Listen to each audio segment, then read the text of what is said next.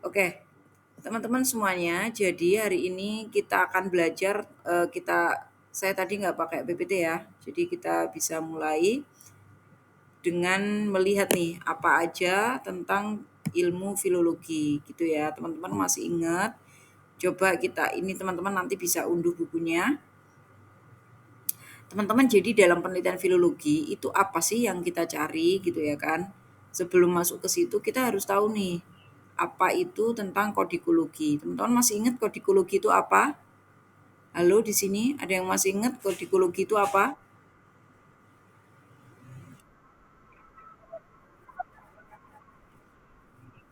Oke, ya ilmu tentang kodek, ilmu tentang mendeskripsikan tentang naskah itu sendiri gitu ya. Jadi ilmu tentang kodekologi itu ilmu tentang naskah itu sendiri. Jadi informasi tentang naskah itu namanya ilmu kodikologi gitu ya teman-teman. Oke, kayaknya kita nggak perlu jauh-jauh ya. Kalau begitu kita nggak usah belajar tentang watermark lagi ya. Teman-teman kan masih udah apa namanya, udah hafal lah itu ya terkait dengan watermark. Jadi kita langsung metode penelitian filologi. Jadi teman-teman, metode penelitian filologi itu ada dua hal ya kan, pemikiran filologi yang menguraikan apa sih perspektif kajian filologi serta seputar pemahaman metodologi beserta istilah-istilah yang erat kaitannya dengan masalah metode, prosedur, dan teknik. Maksudnya gimana sih gitu ya? Jadi teman-teman maksudnya adalah ketika teman-teman melakukan penelitian filologi itu bukan semata-mata hanya mendeskripsikan naskah itu. Itu ya, ingat ya, bukan hanya mendeskripsikan naskah. Mendeskripsikan naskah itu gimana sih? Ya tadi ilmu kodikologi tadi ya, misalnya naskah ini berjudul bla bla bla gitu ya. Ditulis oleh atau kertasnya berbahan deluang atau kertas Eropa, itu mendeskripsikan naskah namanya. Sebenarnya itu bukan tugas utama filologi, tapi menjadi bagian penting dari filologi gitu ya. Seorang filolog harus tahu tentang identitas naskahnya. Nah, terus kemudian kodikologi itu setelah menyelesaikan nih mendeskripsikan naskah apa selanjutnya gitu ya. Maka tugas seorang filolog adalah mengetahui bagaimana atau apa sebenarnya yang ada dalam naskah itu. Ya, ada dua hal. Pertama, tentang perspektif kajian filologi dalam lapangan keilmuannya. Dalam lapangan keilmuan itu maksudnya adalah bahwa ketika teman-teman meneliti naskah tasawuf, maka mengungkapkan gitu ya, mengungkapkan nilai-nilai sufistik yang ada di dalam filologi itu, gitu ya teman-teman ya. Nah, misalnya kalau kita meneliti tentang kitab siapa namanya kemarin, misalnya Mbah Arwani Kudus, Mbak Asnawi Kudus ya, Mbak Asnawi Kudus. Ketika di dalam kitab Mbak Asnawi Kudus itu tersebut ada nilai-nilai tasawuf karena teman-teman dari prodi ilmu tasawuf, maka ungkapkan apa sebenarnya ajaran yang ada di dalam naskah tersebut. Gitu ya teman-teman ya. Kalau dalam naskah tersebut, loh, ternyata di dalam naskah ini ada nilai kejawen atau ada budaya budaya Jawa yang dicampur dengan budaya Islam ya.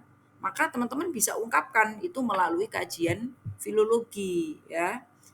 Kemudian seputar pemahaman metodologi. Nah, kalau pemahaman itu gimana? Kalau teman-teman meneliti naskah, pasti ada metodenya. Ya, misalnya metode berfatwa ya, atau metode dalam sebuah tarekat ya, metode mencapai derajat tertinggi sebagai manusia, boleh. Jadi teman-teman menjelaskan metode apa sih yang ada dalam naskah ini gitu. Metode apa? Oh, ditemukan metode untuk menjadi insan kamil atau metode healing ya. Nah, itu teman-teman lakukan pendalaman itu dalam sebuah naskah. Itu ya, paham ya teman-teman ya? Berarti kodikologi itu hanya sebagai pengantar awal memberikan identitas naskah. Kalau teman-teman diberikan suatu hal yang baru, pasti kan dikenalkan dulu. Ketemu cowok baru, ketemu teman baru, pasti kan kenalan dulu. Siapa dia, namanya siapa, asalnya dari mana, menggunakan bahasa apa gitu kan. Kemudian latar belakang keilmuannya apa, itu kita kenalkan dulu melalui ilmu kodikologi. Nah, setelah itu baru masuk dalamnya menggunakan ilmu filologi. Gitu ya teman-teman. Sekarang kerangka pemikiran filologi, ya kan? Jadi filologi itu sebenarnya apa sih? Filologi itu adalah disiplin ilmu dan kegiatan kritik teks. Gitu ya teman-teman ya. Disiplin ilmu dan kegiatan kritik teks. Kelihatan ya teman-teman? Jelas nggak? Oke. Jadi kegiatan kritik ilmu dan kritik teks. Ya, jadi teman-teman harus memahami bahwa dalam filologi, ya, dalam filologi itu kita harus melakukan kritik teks. Nah, kritik teks itu apa? Sebenarnya kritik teks itu adalah kita menganalisis atau melakukan penelitian, melakukan perbandingan apakah teks yang ada di dalam naskah itu sudah sesuai dengan aslinya. Biasanya naskah itu kan salinan ya teman-teman ya. Nah, maka tugas seorang filolog adalah mengecek apakah naskah ini adalah naskah yang paling benar, naskah yang paling mendekati kebenaran, ya. Tergambar nggak ini teman-teman? Apa yang saya maksud? Kira-kira tergambar nggak? Nanti ya belakang ya, teorinya dulu. Jadi peneliti itu apa? Dituntut apa sebenarnya peneliti filolog? Dituntut untuk berusaha menginterpretasikan teks dengan mengungkap pemikiran-pemikiran yang terkandung di dalam teks dan kebudayaan yang terdapat di dalamnya. Paham ya? Jadi teman-teman ini kalau jadi filolog, kalau sedang meneliti naskah, apa tugasnya? Tugasnya adalah teman-teman harus mampu mengungkapkan apa pemikiran penulis teks, penulis yang ada di dalam teks itu apa pemikiran mereka di dalam teks itu. Jadi pemikiran-pemikiran yang terkandung di dalam teks, bahkan sejarah, bahkan sosial, bahkan kebudayaan yang tertulis dalam teks ataupun nuansa. Nuansa itu tidak tertulis tapi ada semacam kalau kita bilangnya itu latar belakang yang membuat teks itu ada gitu ya, sejarahnya, sosiohistorisnya. Nah, itu teman-teman merupakan tugas filolog. Ya, makanya dalam sebuah naskah itu akan banyak sekali yang bisa diungkapkan. Ya, misalnya teman-teman bisa mengungkapkan dari sejarahnya. Nah, kalau ada data yang mendukung itu akan sangat bagus sekali. Atau teman-teman bisa mengungkapkan kebudayaannya. Kenapa sih orang-orang dulu itu punya misalnya banyak sekali mengarang tasawuf dan mengajak pada tren-tren tertentu. Oh ternyata gitu ya, ternyata ada perdebatan nih di antara Hamzah Fangsuri gitu ya dengan Araniri. Ya. Itu akan terungkap melalui teks teman-teman. Jadi teman-teman nanti melihat ulama ini mengikuti Hamzah Fangsuri atau mengikuti Araniri gitu ya. Karena Araniri dan Hamzah Fangsuri ini kan saling apa? Saling berbeda pendapat ya terkait dengan pemikiran mereka tentang tasawuf ya. Ada yang membela atau ada yang pro terhadap Ibnu Arabi, ada yang menolak.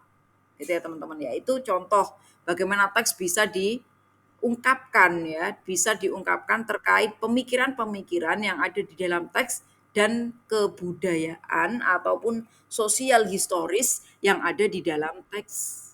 Paham ya teman-teman ya dari sini? Fahim tum? Oke, alhamdulillah. Selanjutnya, bahkan lebih jauh lagi. Jadi bukan hanya sebatas itu gitu ya, tapi bisa apa lagi nih? Bahwa sebuah teks ya kan dilihat pengaruh-pengaruh apa yang membuat teks itu ada gitu ya, pengaruh-pengaruh yang terjadi. Jadi kalau teman-teman kenapa penulis menulis teks ini? Kenapa ada teks ini hadir di dalam naskah ini? Itu bisa dilihat pengaruh apa sebenarnya. Seperti tadi yang saya ceritakan ya. Misalnya seorang ulama tinggal di Aceh nih. Gitu ya. Pengaruh apa? Oh ternyata pengaruh kesultanan misalnya, atau pengaruh mereka terbawa pengaruh oleh Araniri yang menolak pemikiran Hamzah Fangsuri, atau teks-teks yang lain gitu ya yang berbicara tentang adat Jawa. Misalnya Sunan Kalijogo. Sunan Kalijogo itu kan punya serat ya, punya sebuah serat-serat itu ya naskah itu namanya serat gitu ya. Beliau menulis tentang kalimat sodo gitu ya. Kalimat sodo itu adalah kalimat syahadat dan seterusnya. Beliau menggunakan terminologi yang digunakan oleh orang-orang Jawa. Otomatis itu adalah pengaruh kebudayaan Jawa mempengaruhi Sunan Kalijogo sehingga teks itu hadir. Paham ya teman-teman ya?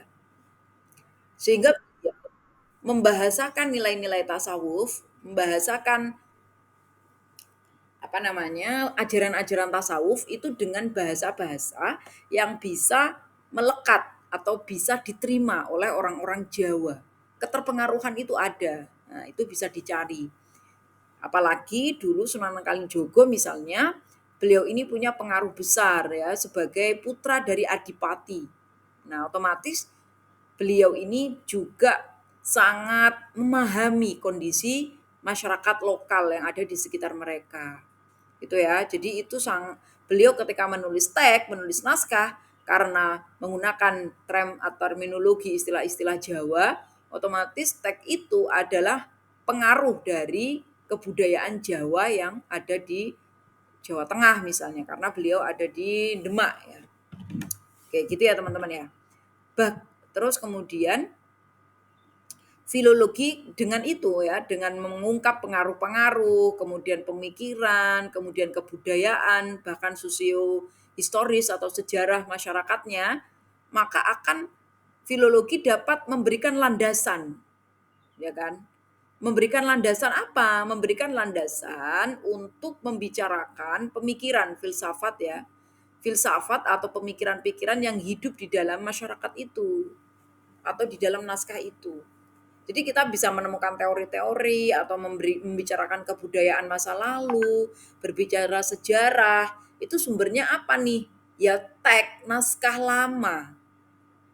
Karena kita berusaha mengungkapkan dengan pendekatan filologi sehingga terungkap dan naskah ini menjadi landasan bagi sejarah di Indonesia misalnya. Atau sejarah Islam Jawa. Gitu ya teman-teman ya.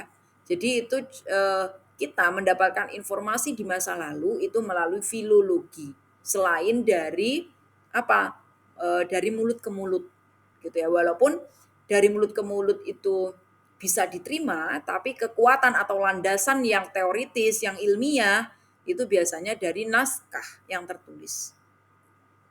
Kenapa kok demikian? Karena filologi itu sebenarnya merupakan naskah ya, sebagai hasil naskah yang mendapat pengaruh atau naskah sebagai hasil dari pengaruh-pengaruh sosial budaya di masyarakat dan filsafat. Filsafat di sini maksudnya adalah pemikiran-pemikiran yang berkembang di masyarakat itu, filosofis ya. Kalau masyarakat Jawa misalnya punya adat apa itu memotong pusar bayi ya dalam 5 hari. Nah itu kan pasti ada filosofisnya. Apa tuh namanya? 5 hari. Ya, kan itu kalau sudah 5 hari akan diadakan semacam syukuran gitu ya kan, untuk memotong pusar bayi. Nah, kita namanya apa ya? Lah itu pasti ada filosofisnya. Kenapa harus dipotong di hari kelima pasaran gitu ya? Kenapa bayi harus dipasari? Terus kalau ada 7 bulanan, ada 3 bulanan. Nah itu kan ada pemikiran sebenarnya yang hidup, yang melandasi kebudayaan itu. Gitu ya teman-teman ya. Nah, misalnya kayak gitu. Oke, selanjutnya kita bicara tentang apa yang di tag itu yang diteliti apanya gitu ya. Jadi sebenarnya teman-teman, selain kita sudah tahu apa yang diteliti, tag itu yang diteliti tadi dari sisi itu, untuk apa tag itu diteliti? Yang pertama tadi apa? Teman-teman masih ingat? Apa Mbak? Tag tadi diteliti itu apanya? Satu, tujuan teks diteliti tadi untuk mengungkapkan apa? Mengungkapkan pemikiran ya, mengungkapkan pemikiran dan kebuda kebudayaan gitu ya, serta pengaruh-pengaruh ya, pengaruh teks itu sendiri, pengaruh pemikiran itu sendiri. Kemudian sebenarnya tugas filologi bukan hanya itu gitu, masih banyak lagi tugasnya. Apa? Ya kan? Sebenarnya teman-teman, naskah itu tidak semuanya murni ada naskah yang pertama. Bahkan kebanyakan naskah itu adalah naskah salinan, bukan yang pertama. Apalagi yang sampai ke kita ya, apalagi yang sudah digitalisasi. Nah, itu biasanya adalah naskah-naskah yang sudah mengalami perubahan karena penyalinan. Nah, kritik teks dalam filologi itu bertugas untuk mengecek apakah naskah yang kita pegang itu nomor berapa. Kira-kira apakah naskah yang paling dekat, salinan pertama, salinan kedua, salinan ketiga gitu ya. Itu tugas kita. Maka mengecek nih apakah naskah ini itu ada naskah asalnya, naskah pokoknya. Kalau tidak ada, apakah ada naskah lain selain naskah ini? Ya, kalau sudah ketemu, kalau ada naskah lain selain yang kita pegang, maka kita cocokkan apakah naskah yang kita pegang itu naskah yang pertama, naskah yang kedua, atau naskah yang terakhir. Kenapa tujuannya adalah untuk melihat seberapa jauh teks-teks itu berubah. Ya, entah perubahan itu terjadi karena disengaja, entah perubahan itu terjadi karena kesalahan penyalinan. Ya, misalnya disengaja, misalnya yang menyalin merasa bahwa seharusnya penulis menulis inhiraf menggunakan hak. Tapi kenapa naskah yang pertama ditulis menggunakan kho? Sehingga penyalin itu mengubah kho menjadi hak. Itu contoh. Seharusnya kholal, bukan halal. Nah, misalnya kayak gitu ya. Seharusnya sehingga atau sebaliknya gitu. Jadi kalau ada naskah-naskah yang berubah gitu ya teman-teman, itu karena adanya upaya-upaya penyalinan. Sehingga kita harus tahu nih, apakah naskah ini murni atau tidak, gitu ya, teman-teman ya. Oke, kita lanjutkan.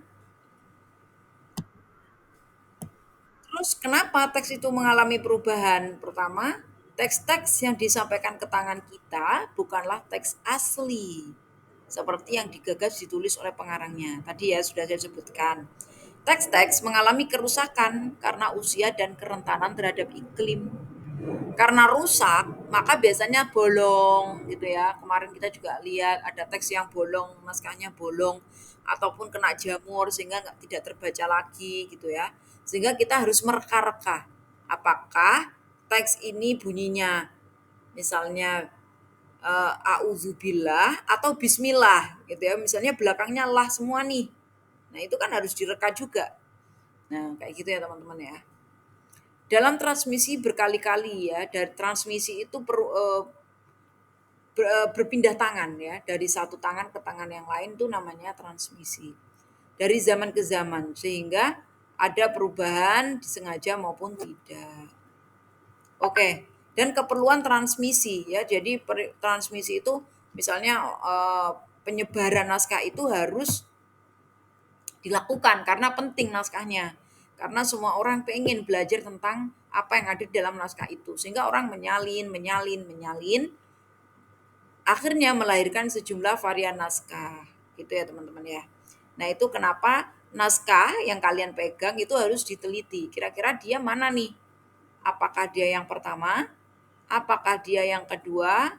Atau dia merupakan salinan entah yang keberapa? Nggak tahu nih. Karena saking banyaknya salinannya. Gitu ya. Gitu ya teman-teman ya. Selanjutnya kita masuk pada metode penelitian naskah. Nah ini, studi filologi ini kadang-kadang diremehkan atau justru dibesar-besarkan peranannya. Sering-sering suatu naskah yang kurang penting diedit terlalu teliti, bagian-bagiannya diperbaiki, diperdebatkan dari segi sejarah, Sementara karya-karya yang penting hanya diperhatikan dari segi kritik naskahnya. Jadi maksudnya beliau mengatakan ya, penulis mengatakan bahwa nggak imbang nih. Kadang naskah yang kurang penting malah dibicarakan mendalam, padahal naskah yang lain malah cuma dikritik sebatas kritis tag aja. Jadi itu keprihatinan penulis aja. Oke, teman-teman, sekarang teman-teman kita harus ini yang penting nih. Teman-teman kan sekarang udah pegang kitab ya. Udah pegang semua belum ini? Ada yang belum dapat kitabnya belum? Semuanya dapat ya? Oke. Jadi teman-teman nanti silahkan yang belum mendapatkan naskahnya, silahkan cari ya, segera cari karena minggu depan teman-teman harus sudah melakukan kodikologi. Nanti saya akan berikan contoh bagaimana melakukan kodikologi. Nah, teman-teman kita masuk ke tahap penelitian kodikologi. Inventarisasi naskah.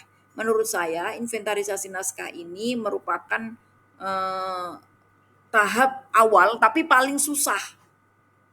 Karena kita mencari sesuatu yang eh, tidak diproduksi, teman-teman, atau diproduksi sudah berhenti produksinya. Sudah diproduksi sekian ratus tahun, sekian ratus bahkan mungkin beberapa abad yang lalu, tapi kita harus mencari di mana aja naskah ini. Mungkin ada di London, di Leiden gitu ya. Kita nggak tahu di mana aja mereka, bahkan banyak sekali naskah-naskah di Jerman, di UK gitu ya, di Amerika bahkan. Jadi naskah-naskah itu berceceran di mana-mana, teman-teman. Itu pekerjaan yang sangat sulit gitu ya, harus kesabaran. Tapi untuk saat ini saya hanya menjelaskan aja bagaimana cara melakukan inventarisasi naskah. Ya, nanti teman-teman karena ini sulit, jadi teman-teman nanti cari aja di apa namanya, caranya gimana melalui internet ya, melalui misalnya teman-teman orang-orang yang menyiarkan bagaimana ini secara detail ya. Nanti kita langsung masuk ke kodikologi aja. Saya jelaskan apa itu inventarisasi naskah. Ya, jadi ini harus ya teman-teman. Ini harus ditempuh. Ini ada kata harus. Kenapa harus gitu ya? Karena naskah itu kita tahu bahwa naskah itu apakah dia merupakan salinan, apakah dia merupakan sumber utama, itu ya caranya dilakukan inventarisasi naskah. Kita tidak akan bisa mengetahui apakah ada kesalahan dalam naskah tanpa kita melakukan inventarisasi naskah. Tahu ya, inventarisasi itu apa teman-teman tahu ya? Halo?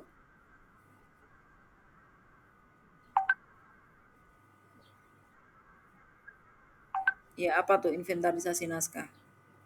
Ada yang tahu di sini? Apa Mbak Mai?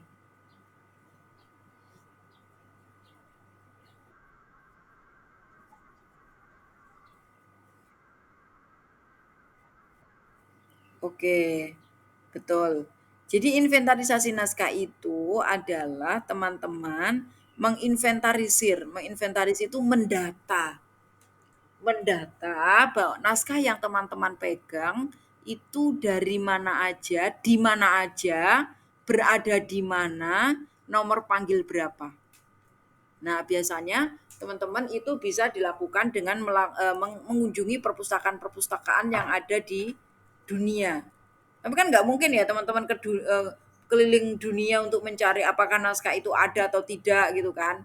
Atau teman-teman wawancara mencari naskah ini di mana sih sebenarnya gitu. Kalau naskahnya itu dari Makassar, masa teman-teman pergi ke Makassar gitu kan mencari naskah ini yang punya siapa, tanya di mana aja. Boleh melakukan itu sangat boleh, tapi itu pasti akan menghabiskan banyak biaya, banyak tenaga, banyak waktu, nggak efisien. Maka salah satu pilihannya adalah teman-teman melakukan tracking online. Tulis naskah itu atau cari naskah itu di web masing-masing perpustakaan. Jadi teman-teman nanti teman-teman misalnya pergi ke Leiden University ya, webnya ya, bukan ke kampusnya. Ke web Leiden University atau library Leiden Library Leiden itu teman-teman tinggal cari aja judul naskahnya, itu akan muncul teman-teman. Nanti besok-besok akan saya tunjukkan ya caranya melakukan itu. Atau sekarang juga nggak apa-apa ya. Nah, pekerjaan ini pastinya bukan terlalu sulit, juga juga tidak terlalu mudah. Itu kenapa? Karena kita harus mengecek satu persatu masing-masing dari naskah, ya. Maka caranya juga dapat dilakukan pertama melalui metode studi pustaka dan studi lapangan. Kalau studi pustaka, teman-teman bisa melakukan seperti yang saya lakukan tadi. Teman-teman bisa mengecek ya kan melalui katalog perpustakaan besar ya, katalog namanya. Katalog-katalog ini teman-teman bisa cari di internet ya. Misalnya teman-teman cari ke katalognya Perpustakaan Nasional, cari ke perpustakaan universitas-universitas, masjid ya. Karena semua perpustakaan sekarang itu harus melakukan katalog digital, teman-teman. Jadi tentunya perpustakaan besar ataupun universitas-universitas besar itu sudah punya datanya di online naskah-naskah atau buku-buku yang mereka simpan, mereka koleksi gitu ya. Enggak teman-teman bisa pergi ke berbagai katalog yang ada di perpustakaan di seluruh negara ini. Yang dimungkinkan kira-kira kalau teman-teman tahu bahwa naskah kita itu banyak sekali yang ada di Belanda, di Jerman, di London, di Amerika, negara-negara maju itu punya naskah kita. Ya, bahkan ada yang menemukan naskah-naskah Mbah siapa tuh namanya? Mbah Khalil Bangkalan itu di Belanda, teman-teman. Jadi teman-teman pergi ke katalog-katalog perpustakaan di Belanda untuk mengecek naskah-naskah mereka, naskah-naskah yang teman-teman pegang. Gitu ya.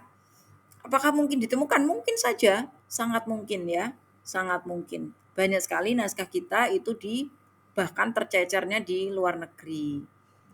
Gitu ya teman-teman. Misalnya teman-teman bisa pergi ke Perpustakaan Nasional RI, Perpustakaan Universitas, dan London ya, yang paling terkenal itu London, Paris. Nah, itu Paris juga menyimpan banyak sekali. Kemudian Selandia Baru, Inggris, Prancis, Jerman, Rusia, ya negara-negara barat itu banyak sekali menyimpan koleksi naskah-naskah ulama Nusantara. Nah, kalau teman-teman ini melakukan studi kepustakaan, otomatis hanya melakukan katalog digital aja, ngecek di digital apakah mereka menyimpan koleksi yang kita cari. Naskah kita apakah juga mereka simpan gitu ya. Kalau sudah ketemu maka harus diinventarisir. Diinventarisir itu didata. Naskah yang kita pegang itu ada di perpustakaan mana aja, kodenya apa gitu ya. Nah, kalau koleksi pribadi gimana nih? Seperti yang sudah kita apa namanya tahu ya, kalau kita lihat di Dreamsy itu kan koleksinya rata-rata pribadi tuh, walaupun ada beberapa masjid ya yang punya. Maka kalau koleksi pribadi karena tidak semua terdaftar, ya kan, maka ya kita bisa mengontak ya mereka gitu, kontak mereka atau mengunjungi web-web yang sudah melakukan digitalisasi terhadap katalog-katalog, terhadap naskah-naskah yang tidak ada di perpustakaan-perpustakaan di dunia. Jadi menjadi milik pribadi gitu ya, seperti Dreamsy itu kan mereka punya pribadi-pribadi atau punya masjid-masjid, surau-surau karena tidak dikoleksi oleh dunia, perpustakaan-perpustakaan besar gitu ya, bahkan di Ibusna sendiri tidak punya, maka mereka biasanya melakukan katalogisasi kayak gitu teman-teman. Di kayak kita ke Dreamsy itu kan ada gambar naskahnya, ada informasi naskahnya, nah kayak gitu. Itu salah satu upaya ya, upaya teman-teman kita Indonesia dengan bekerja sama dengan orang luar untuk tetap menjaga melestarikan pernaskahan kita. Ini juga teman-teman juga misalnya punya Pegut. Pegut ini punya judulnya Literatur Java, jilid 1 dan 2. Itu contoh ya. Jadi ada orang-orang yang sudah mengumpulkan gitu ya, naskah-naskah orang Jawa khususnya ya, Pegut ini yang sejak 68. Jadi udah lama sekali tentunya. Jilid 1 dan 2. Jadi teman-teman bisa cari aja gitu di bukunya Pegut ini gitu. Naskah Sunda ya, ada juga ini EDS dan kawan-kawan ini bareng-bareng. Tergantung teman-teman naskahnya dari mana gitu ya, dari Jawa, dari Makassar, dari Sunda. Nah itu bisa kalau misalnya teman-teman membutuhkan yang dari Jawa, teman-teman cari aja naskah milik literatur Jawa milik Pegut ini. Ya, kalau nggak ada gimana ya cari aja di tempat lain gitu ya. Mungkin belum terinventarisir oleh Pegut. Piket ya. Gitu teman-teman. Ribet ya? Enggak lah, insya Allah bisa. Ada khazanah naskah, panduan koleksi naskah-naskah Indonesia sedunia.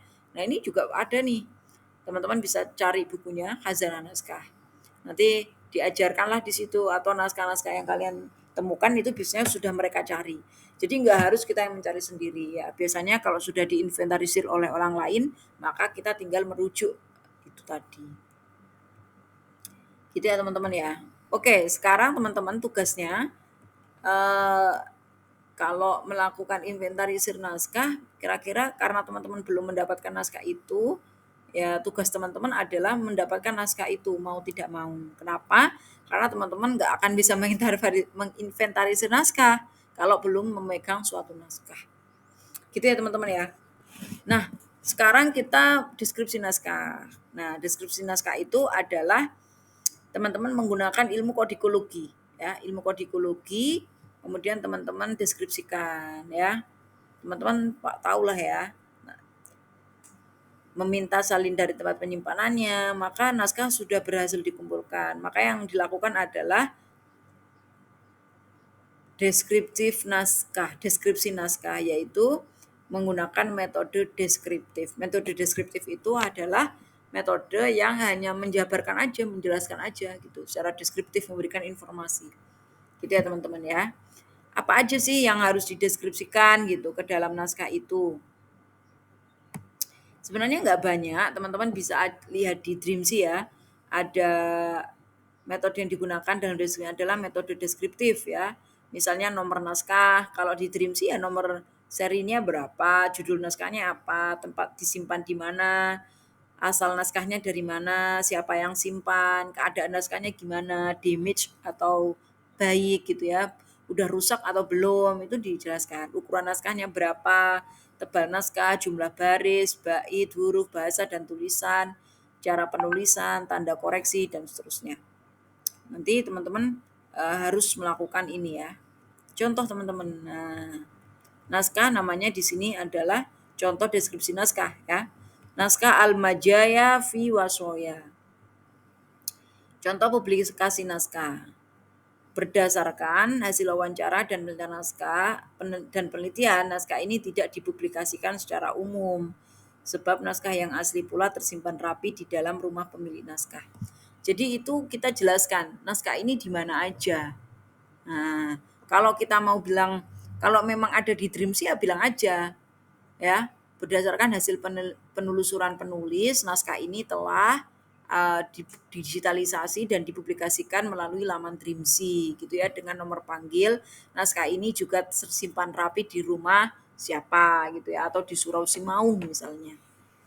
Gitu ya teman-teman ya. Jadi harus dijelaskan naskah itu sekarang posisinya di mana, apakah sudah dipublikasikan atau belum. Nah, tentunya kita bisa mendeskripsikan itu telah melakukan apa tadi?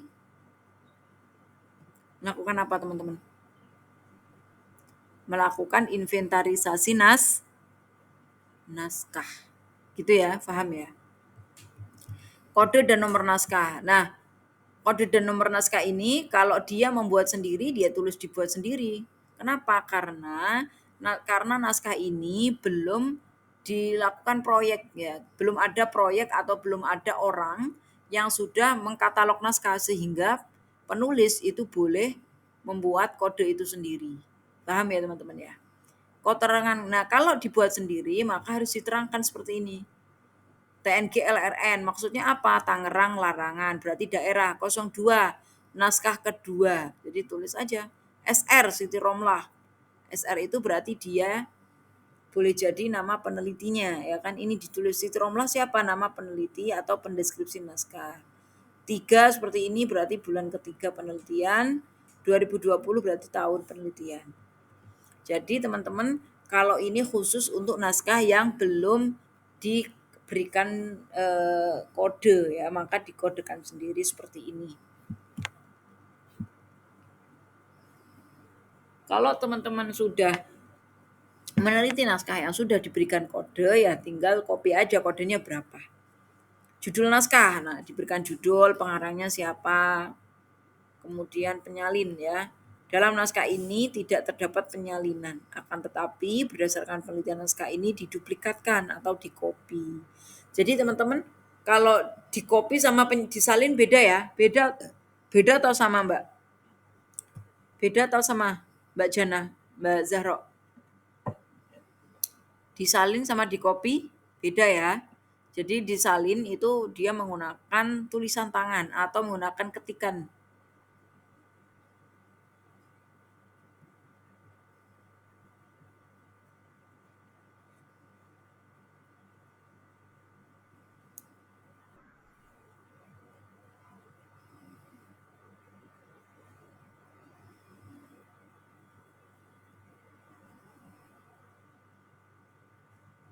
Aduh, hilang-hilang ya.